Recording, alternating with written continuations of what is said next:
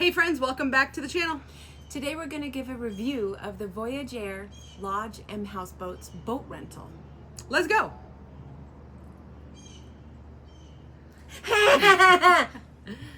So we rented a 17-foot Pro Angler. And the cool part is that you rented it for 24 hours. Yeah, so that was great. We picked it up at 10 a.m. They said we didn't have to pick it up, drop it off until 10 a.m. the next day, which allowed us the opportunity to go out at nighttime or even first thing in the morning. Especially if you're a fisher person, you might want to go out at one of those times so that you can have better luck with the fish. Yeah, it was a great experience overall. It was a 50 horsepower, which was totally enough for this boat. It got us very far, and it felt very fast in my world. Yeah, it doesn't have any sort of bench seating. It has one, like the captain's seat, where it is the steering wheel with the regular throttle, and then it has another single person seat right next to the captain's chair, and then another single seat towards the front. I can only assume for a different fishing spot. We of course didn't use it because there's only the two of us. There was also a live well, which could have been used for another seat if need be. Yeah, it is also important to note that there wasn't a ton of storage on the boat. It's a fishing boat. It's not really meant for us to go out for long periods of time with a bunch of stuff. So I will say there's, at the very front, there's a bit of a platform, which is where they put the life preservers, but there is a little bit of a space in there, so we were able to put some stuff in there. But it might be worth bringing a bungee cord so that you could hold things down that have to stay on the deck still. Correct. I would agree with that. Also, think about what you're bringing, because if it flies, you might want to bungee cord it down and keep it taken care of. So yeah. When we first got there on the dock, they had a staff person meet us out there. They walked us over to the boat that we were going to be taking. He showed us all around it. Extremely friendly. Very friendly, very thorough. He showed us, how to use all the things. I grew up on a boat, so I had some familiarity, but it was very clear that if I didn't have any experience at all, it totally would have been fine, and he was just showing you the way around. For the rental, we paid about $200 for that 24 hours. And that included the damage, what's it called? The damage protection that they offer.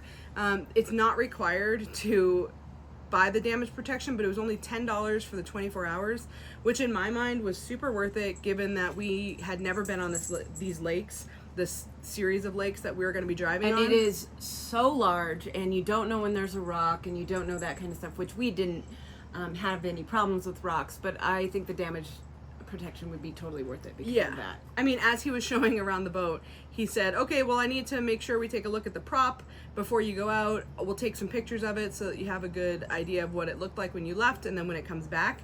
And then I said, okay, great, I do have the damage protection. He was like, oh, okay, great, no problem.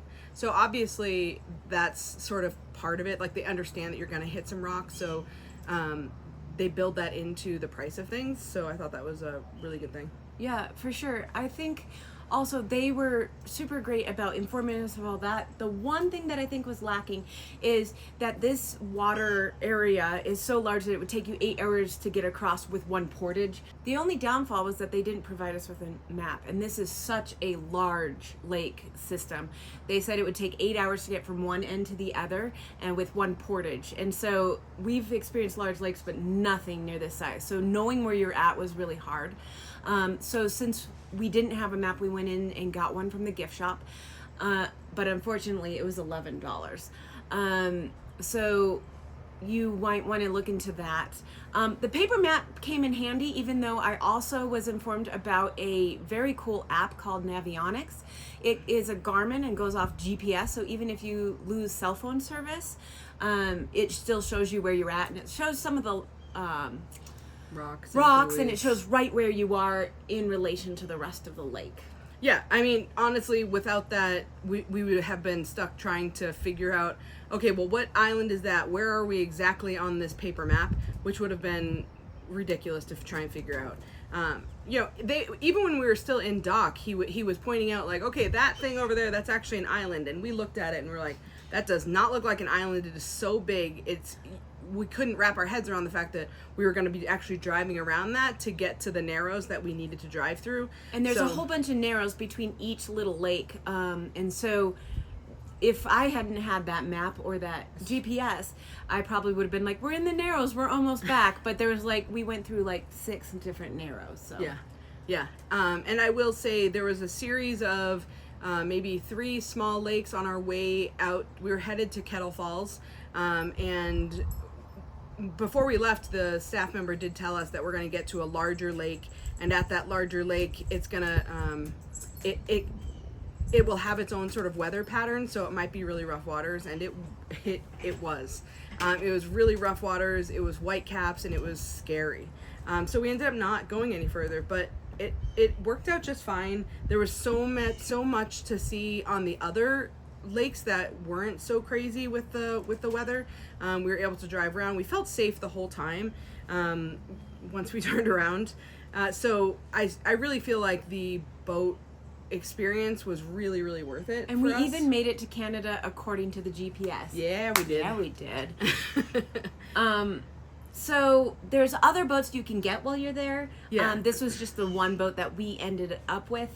We actually didn't have much of a choice because we did this fairly late in the game. Yeah, you can rent houseboats. That's a major part of their business is renting houseboats.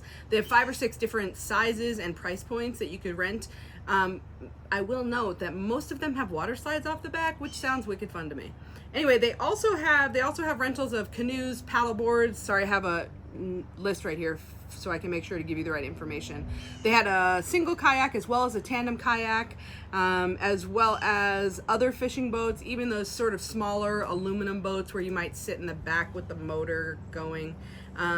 We weren't going to go with that, but our boat did have a trolling motor if you needed it too. Yeah, I forgot to mention that earlier. Yeah. So again, overall, I feel like the experience was super worth it. Everybody was really friendly and helpful. The only snafu, like Ann said, was that map.